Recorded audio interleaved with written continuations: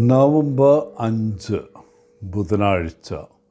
ലൂക്ക 14:25 മുതൽ 33 വരെ വാക്യങ്ങൾ. ഒരിക്കൽ ഒരു കൂട്ടം തൊഴിലാളികൾ പൈപ്പ് ലൈനിനായി ഒരു കിടങ്ങ് കുഴിച്ചുകൊണ്ടിരിക്കുകയായിരുന്നു. ജോലി വൃത്തിഹീനവും അപകടകരവുമാണ്. കിടങ്ങിന് മുകളിൽ ഒരു കൂട്ടം തൊഴിൽ രഹിതരായ പുരുഷന്മാർ താഴെ ജോലി ചെയ്യുന്നവരെ നോക്കി നിൽക്കുന്നു. അവരിൽ പകുതി പേരും സ്വയം പറയുന്നു, എന്തൊരു കഠിനമായ ജോലിയാണിത്.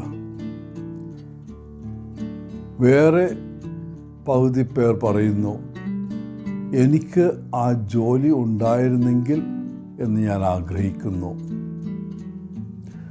ജോലി ചെയ്യുന്നത് വേദനാജനകമാണ്. പക്ഷേ ജോലി ഇല്ലാതെ ഇരിക്കുന്നതും വേദനാജനകമാണ്. ഇന്നത്തെ സുവിശേഷം ശിഷ്യത്വത്തെക്കുറിച്ച് സമാനമായ ഒരു കാര്യം പറയുന്നു. ഒരു ശിഷ്യനാകുന്നത് ചിലപ്പോൾ വേദനാജനകമാണ്. പക്ഷേ അങ്ങനെ ആകാതിരിക്കുന്നതും വേദനാജനകമാണ്. യേശുവിനെ അനുഗമിക്കുന്നത് അത്ര എളുപ്പമല്ല. അതിന് വലിയ വില കൊടുക്കണം. ഈ സത്യം യേശു മറച്ചു വയ്ക്കുന്നില്ല. അവനെ കർത്താവും രക്ഷകനുമായി സ്വീകരിക്കുകയോ അല്ലെങ്കിൽ പൂർണ്ണമായും നിരസിക്കുകയോ ചെയ്യുക. അതിനിടയിലൊന്നുമില്ല. ആർക്കും ഒരു പാർട്ട് ടൈം ശിഷ്യനാകാൻ കഴിയില്ല. യേശുവിൻ്റെ ശിഷ്യനാകാൻ നാം ചെയ്യേണ്ട 3 കാര്യങ്ങൾ ഇന്നത്തെ സുവിശേഷ വായനയിൽ പരാമർശിക്കുന്നു. ആദ്യം, നമ്മുടെ കുടുംബത്തെയും നമ്മുടെ സ്വന്തം ജീവിതത്തെയും വെറുക്കണം. ഇതിനർത്ഥം നാം യേശുവിന് മുൻഗണന നൽകണം. അപ്പോൾ എല്ലാം ശരിയാകും. നമ്മൾ നമ്മുടെ കുടുംബാംഗങ്ങളെയും സുഹൃത്തുക്കളെയും സ്നേഹിക്കുന്നു. പക്ഷേ അവർ പള്ളിയിൽ പോകരുത് എന്ന് പറഞ്ഞാൽ നമ്മൾ അവരെ കേൾക്കരുത്. പകരം അവർക്ക് വേണ്ടി പ്രാർത്ഥിക്കുക. തക്ക സമയത്ത് അവർ സത്യം മനസ്സിലാക്കുകയും നമ്മളെപ്പോലെ ക്രിസ്ത്യാനികളാകുകയും ചെയ്യും. രണ്ടാമതായി, യേശുവിനെ അനുഗമിക്കണമെങ്കിൽ നമ്മുടെ സ്വന്തം കുരിശ് ചുമക്കേണ്ടത് അത്യാവശ്യമാണ്. ഇതിനർത്ഥം നമുക്ക് അവനോടൊപ്പം ഒരു പുതിയ ജീവൻ നയിക്കാൻ കഴിയുന്നതിന് നമ്മുടെ അഹങ്കാരത്തിനും പഴയ ശീലങ്ങൾക്കും പെരുമാറ്റത്തിനും മരണം സംഭവിക്കണം.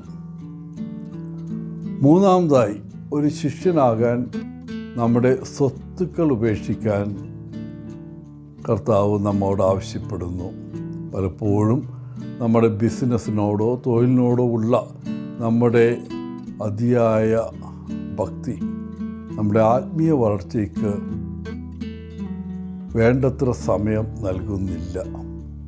അതുപോലെ നമ്മുടെ ഭൗതിക സമ്പത്ത് പലപ്പോഴും പാപത്തിൻ്റെ ഉറവിടമായി മാറുന്നു.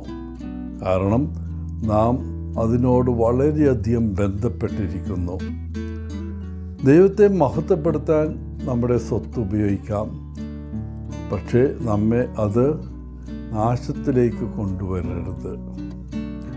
ചുരുക്കത്തിൽ യേശു നമ്മോട് പറയുന്നത്, കുടുംബാംഗങ്ങളും സുഹൃത്തുക്കളും ഉൾപ്പെടെ ആരും അവിടുത്തെ അനുഗമിക്കുന്നതിൽ നിന്ന് നമ്മെ തടയാൻ അനുവദിക്കരുത് എന്നാണ്. നമ്മുടെ ജീവിതം പൂർണ്ണമായും അവന് സമർപ്പിക്കുന്നതിൽ നിന്ന് നമ്മെ തടയാൻ ഒരു സ്വത്തും നമ്മൾ അനുവദിക്കരുത്. പ്രിയപ്പെട്ടവരെ, ഒരു യഥാർത്ഥ ശിഷ്യനാകാൻ നാം യേശുവിനെ നമ്മുടെ പ്രഥമ പരിഗണനയും 1ാം സ്ഥാനവും ആക്കണം. അപ്പോൾ മറ്റെല്ലാ കാര്യങ്ങളും രണ്ടാമതായിത്തീരും. എല്ലാവർക്കും നല്ലൊരു ദിനം ആശംസിച്ചുകൊണ്ട് ഒത്തിരി സ്നേഹത്തോടെ പോളച്ചൻ CSSR ഫ്രം കേരള.